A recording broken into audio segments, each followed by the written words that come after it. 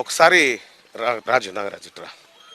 నాగరాజు గంధం నాగరాజు గ్రామంలో ప్రజెంట్ ఉన్నటువంటి యువత ఈ గ్రామంలో మద్యం కన్జంప్షన్ అంటే ఆల్కహాల్ ఎంతమంది యువకులు గతంలో ఎంతమంది తాగుతుండే ఇప్పుడు ఎంతమంది తాగుతున్నారు? ఇప్పుడు దాదాపు అదైతే పెరిగింది.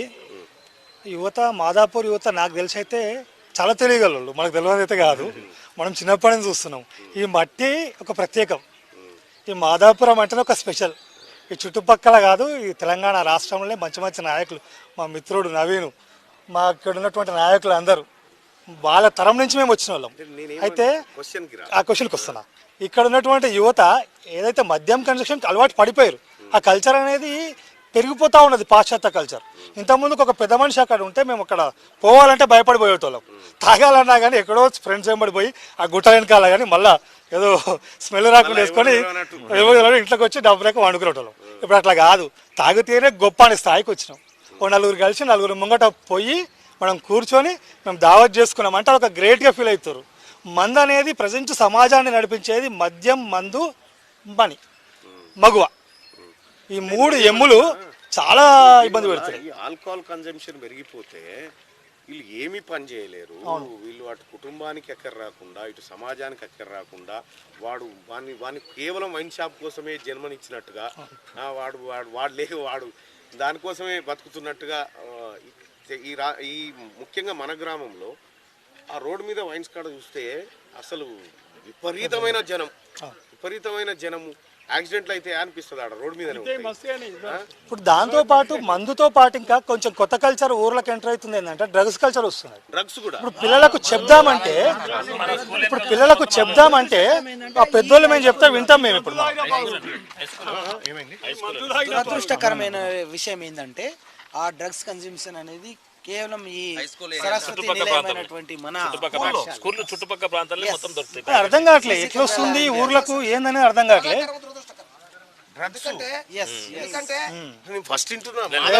మాదాపూర్ కల్చర్ స్టార్ట్ అయింది, మాకు బాధ కల్పించే విషయం అదే. ఇప్పుడు విజ్ఞప్తి చేస్తున్నా, ఈ విషయాన్ని ఇమ్మీడియట్ గా ప్రభుత్వం దృష్టికి తీసుకుపోవాలి. ఈ డ్రగ్స్ కల్చర్ అనేది ఇంకా విష సంస్కృతులకు పాకిపోయిందంటే ఈ యొక్క చదువుకునే విద్యార్థుల యొక్క జీవితాలు మొత్తం ఆగమైపోతాయి, వాళ్ళ భవిష్యత్తు అగమ్య గోచరం అయిపోతుంది. ఎందుకంటే డ్రగ్స్ అలవాటు పడ్డ వ్యక్తి వాడు హత్య చేయడానికి కూడా సిద్ధపడతాడు. ఎందుకంటే ఇవాళ రాత్రికి 7 గంటలకు డ్రగ్స్ తీసుకున్నంటే మనకు రేపు 7 గంటలకు డ్రగ్ కావాలి. దానికోసం వాడు దొంగతనం చేస్తాడు, అవసరం అనుకుంటే తల్లిదండ్రుల ప్రాణం తీస్తాడు. దయచేసి నేను క్యూన్యూస్కు విజ్ఞప్తి చేస్తున్నా, ఇది గవర్నమెంట్ దృష్టికి తీసుకుపోవాలి. మల్లన్న గారు, ముఖ్యమంత్రి గారితో సంబంధాలు ఉన్నాయి, ముఖ్యమంత్రి గారు చెవిలో వేయాలని చెప్పి నేను మీకు మీ ద్వారా విజ్ఞప్తి చేస్తాను. విషయం ఏంటంటే ఈ మాదాపూర్ లో డ్రగ్స్ అనేది ఫస్ట్ టైం వింటున్నా. 3 ఏళ్ళ నుంచి స్టార్ట్ అయిందా? ఇంకా పెరుగుతున్నది. దగ్గర 1000 మంది 50 మంది ఇక్కడ సప్లయర్స్ కస్టమర్స్. ఎన్నిసార్లు పోలీసులకు ఇంటిమేషన్ ఇచ్చినా తెలిసి తెలియనట్టు పట్టుకోబోతున్నారు, మామూలుగా ఇచ్చి పెట్టేసి.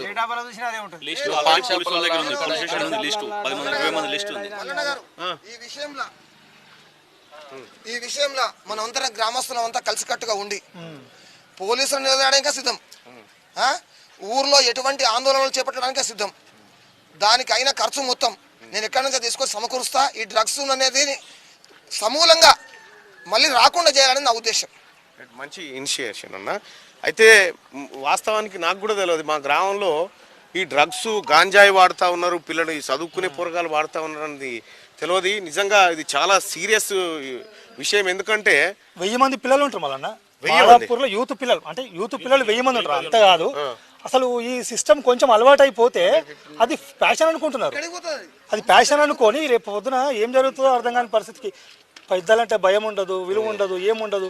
మనకి అన్న చెప్పినట్టు ఇలా సాయంత్రం ఇలా తీసుకున్నాడు అంటే రేపు మళ్ళీ సాయంత్రం కావాల్సిందే.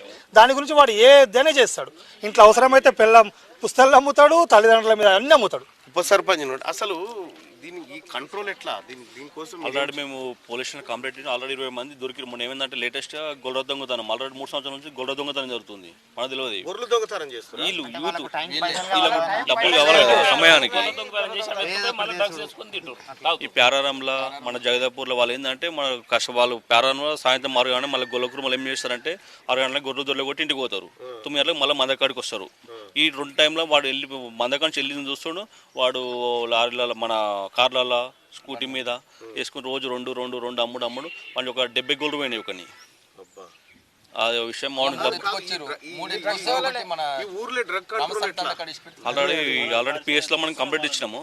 పిఎస్లు ఇచ్చినాం వాళ్ళు వచ్చి చూసారు మామూలుగా ఏంటంటే మళ్ళీ వేసి పెట్టేసారు మళ్ళీ పోయి మా తల్లిదండ్రులు పోయి కాలు మొక్కుడు అది చేసుడు మామూలుగా నెగ్లెక్ట్ చేసి మొత్తం పట్టించుకోవడం వాళ్ళ మీద డ్రగ్ కంట్రోల్. తల్లిదండ్రులు ఎవరైతే పిల్లలు కన్జ్యూమ్ చేస్తారో వాళ్ళ పేరెంట్స్ పిలిచానా తల్లిదండ్రులు ఏమంటారు అంటే మా కొడుకు మీద బదనాం లేపుతారు అని.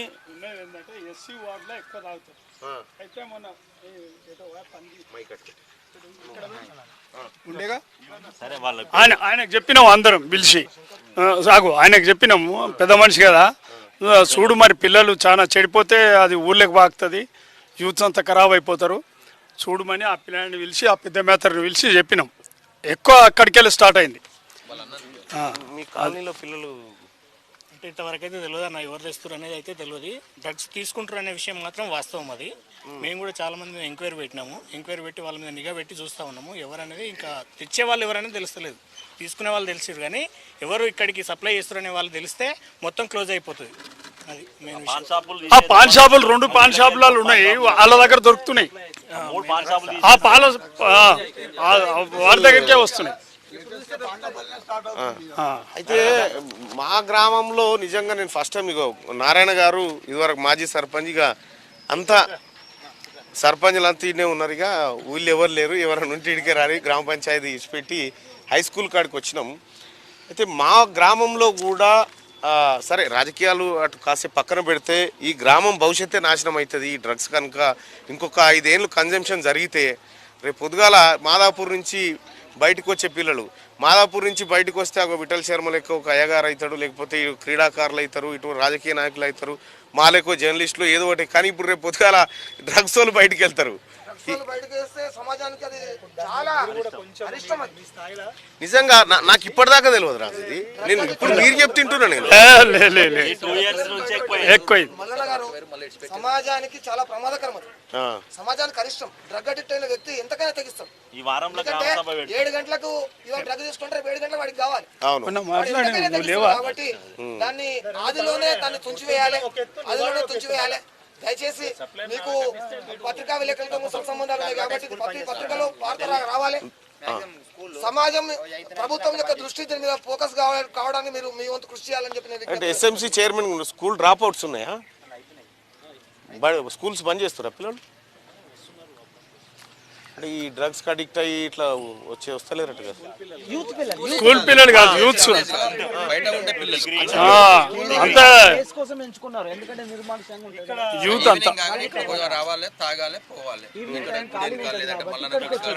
మామూలుగా స్కూల్లో సెంటింగ్ డబ్బా కొడతారు వీళ్ళు వస్తారు సిస్టమ్ ఏమకుండా ఇట్లా వస్తే దొరుకుతామని ఇంట్లో వచ్చి సెంటింగ్ డబ్బాలు మొత్తం ఎత్తుకోయారు. ఒక 30 డబ్బాలు ఎత్తుకోయారు. 30 డబ్బాలు ఎత్తుకోయారు. సెంటింగ్ డబ్బాలు కావాలి కన్నా ఏదో ఒకటి రామాలయం గుళ్ళకెళ్ళి ఎత్తుకోవేరు కార్లు వేసుకొని పట్ట పగడ్డి. మేము రామాలయం వర్క్ జరుగుతుంది వర్క్ జరుగుతుంటే వాడు మేము ఏం చేసినామంటే ఇక్కడ నుంచి అక్కడ షిఫ్ట్ చేస్తారేమో ఏమనుకున్నాం. వాడు కార్లు వేసుకుపోయి మాకు అమ్మేసి ఆల్రెడీ 3 అమ్మేసారు. పెద్ద ఒకటి 6,000 ఉంటుంది కాస్ట్. అది పెద్దది ఒకటి అది వేరే మామూలుగా అది అల్యూమినియం చేస్తారు షెట్రింగ్ డబ్బాలు బొనిలో అమ్ముకొచ్చారు. మనూరులే కార్లో తీసుకుపోయి ఇదేం ఇప్పుడు ఒక్క పరిణామం వెనుక ఎన్ని పరిణామాలు చోటు చేసుకుంటున్నాయి చూడండి. ఇప్పుడు ఈ మద్యపానం తోటే ఇక మద్యపానం అంటే మొత్తం అంతటా జరిగింది కానీ ఇది ఒకటి పెద్ద రోగం. ఇది మద్యపానం అంటే అంతటా ఉన్నది అందరు తాగుతారు. ఇప్పుడు గ్రామంలో ఉన్న పెద్ద మనుషులు అంతా ఈయనే ఉన్నారు కాబట్టి మీరు ఉమ్మడిగా ఒక నిర్ణయం చేయండి. అధికారులను పిలిపించి మాట్లాడి చెప్పండి. ఇదేం కల్చర్ ఇది? ఈ డ్రగ్స్ గీ ఊర్లే దాకా ఏమన్నా నిరకనా? ఏం లేదు సార్. ఒకటి నేను చెప్పినంత వరకు పోలీసులు పట్టించుకుంటలేరంటే మనదే బాధ్యత రాయించారు. ఎందుకు పట్టించుకోరండి? మనమే పోతే మళ్ళీ మీ లీడర్లు పోయి పట్టుకొస్తారు ఆడికి పోయి రారా అని ఇడిపించుకొస్తారు. ఉవ్వెత్తున చైతన్యం వస్తే పోలీసులు రారా? ఎందుకు రారు? ఎందుకు రారు? సపోజ్ ఇవాళ కొత్తగా తెలిసింది కాబట్టి ఎస్ఐ గారు కాల్ చేయండి ఎవరైతే 10 సార్, మంది ఇన్ఫార్మ్ పిల్లలను చేయండి. రచ్చబండ దగ్గర పిలిపించి మల్లన్న గారు ఎవరైతే 10 మంది వ్యక్తులను ఐడెంటిఫై చేసినాం కదా, ఈ వ్యక్తి అడిక్ట్ అయింది, ఈ వ్యక్తి అడిక్ట్ అయింది, రచ్చబండ దగ్గర పిలిపిద్దాం. ఆ 10 మందిని ఆ నలుగురినే నిలదీద్దాం. ఎందుకంటే అవమానాన్ని మించిన బాధ ఎవరికి ఉండదు. ఎందుకంటే సమాజంలో ఈ 10 మంది తాగుతురు తింటున్నారంటే మనకి పెద్ద అవమానం. దాంతో మనం అట్లా చేస్తే ఏమైతుంది, వాడు సూసైడ్ అయిపోతే అదో పంచాయతీ కౌన్సిల్ ఇగో మొన్ననే పదవీ కాలం అయిపోయినటువంటి సర్పంచ్ గారు ఇటీవల పదవీ కాలం అయిపోయింది. భారతీయ జనతా పార్టీ నాయకుడు.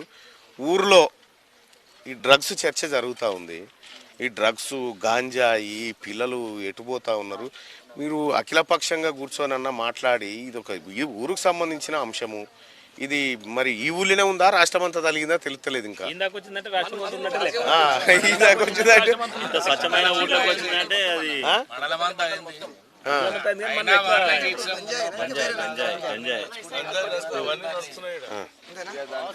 హలో ఏమన్నా మీ దగ్గర ఫోటోలు నమస్కారం అండి ఎస్ఐ గారు.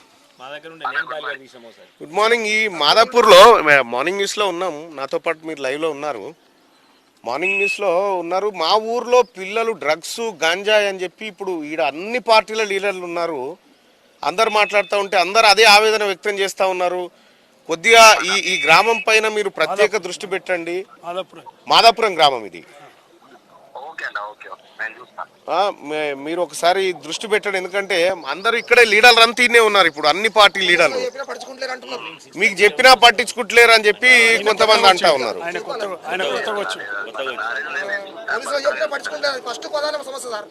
కొద్దిగా మీరు నిన్నయాలనే వచ్చినట్టున్నారు. కొద్దిగా చూడండి, నేను తీన్మార్ మల్లన్నని మాట్లాడుతున్నా. ఓకే, ఇంకేం లేదు. ఈ డ్రగ్స్ మానాలంటే సప్లై చేసేవాళ్ళనే పట్టేద్దామని చూస్తున్నాం. ఆ సప్లై చేసాడు కాకపోతే ఇంకో దుకాణం పోతాడు.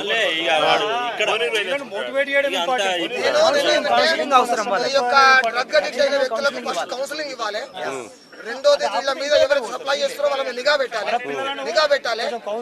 రెండోది మందుకు అడిక్ట్ అయిన వ్యక్తులు ఉన్నారు కదా, గంజాయికి అడిక్ట్ అయిన వ్యక్తులు, వీళ్ళే ప్రమాదకరం ఫస్ట్. అవును, ఎందుకంటే మీరు అన్నది కరెక్ట్ మల్లన్న గారు.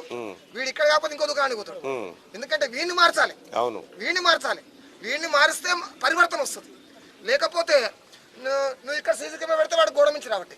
నేనేంటంటే మన దగ్గర తప్పు పెట్టుకొని అవతలని అనాల్సిన పని లేదు. ముందు మనవాడు మారాలంటే మొట్టమొదటి ఏ పిల్లలైతే మనం గంజాయి తీసుకుంటున్నది మనం ఐడెంటిఫై చేసినామో, గుర్తించినామో, ఆ వ్యక్తులను పిలిపించి, తల్లిదండ్రులతో అవసరం లేదు ఇక్కడ. తల్లిదండ్రులు అంటారు మా పిల్లాని బదనాం పెడుతున్నారు అంటారు. అది ఎందుకంటే కడుపు తీపి ఉంటది.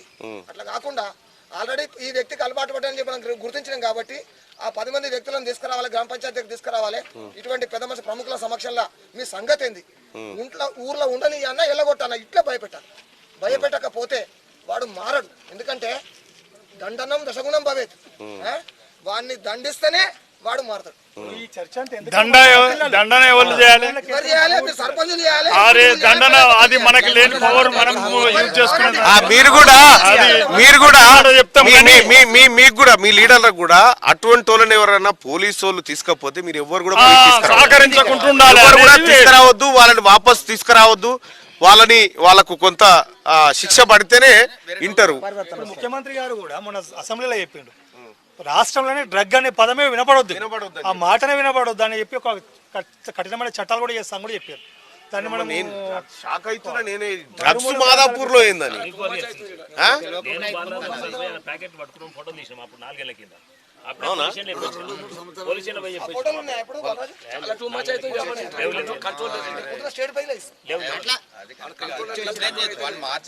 రైట్ గా మా గ్రామం ఏనా మరి మీ గ్రామాలలో కూడా ఉన్నారా ఇలాంటి యువత గనక చెడిపోతే, ఈ డ్రగ్స్ కి అడిక్ట్ అయితే వాళ్ళు తల్లిదండ్రులు పెట్టుకున్నటువంటి ఆశలు కాదు కదా, వాడు కనీసం బతికితే చాలనే పరిస్థితికి వచ్చారు తల్లిదండ్రులు. అట్లా కాకుండా మీ పిల్లలు ఏం చేస్తూ ఉన్నారు, ఎటుపోతూ ఉన్నారు, ఎవరితో సావాసం చేస్తూ ఉన్నారు, వాని శరీరంలో ఏమైనా మార్పులు వస్తూ ఉన్నాయా, వారి నడవడికలు ఏమైనా మార్పులు వస్తూ ఉన్నాయి అనేది కూడా తల్లిదండ్రులు గ్రహించుకోవాల్సినటువంటి అవసరం ఉంది.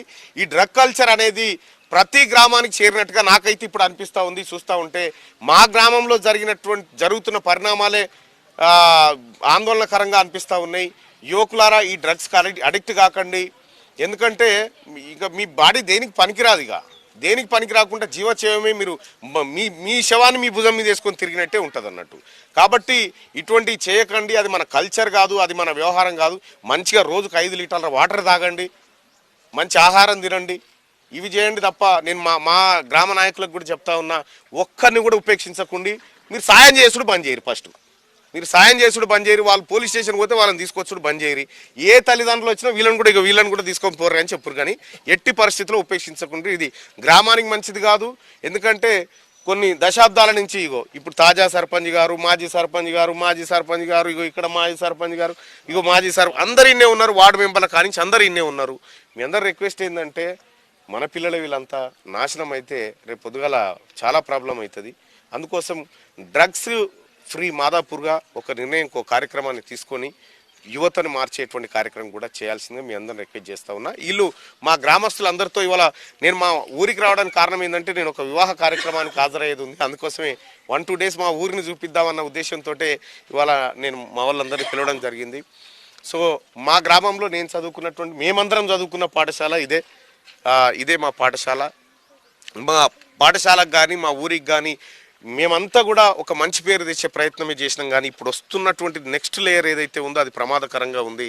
దాన్ని తల్లిదండ్రులు, ఆ తర్వాత మనమందరం కూడా కంట్రోల్ చేయాల్సిన బాధ్యత మన మీద ఉంది. ఓటు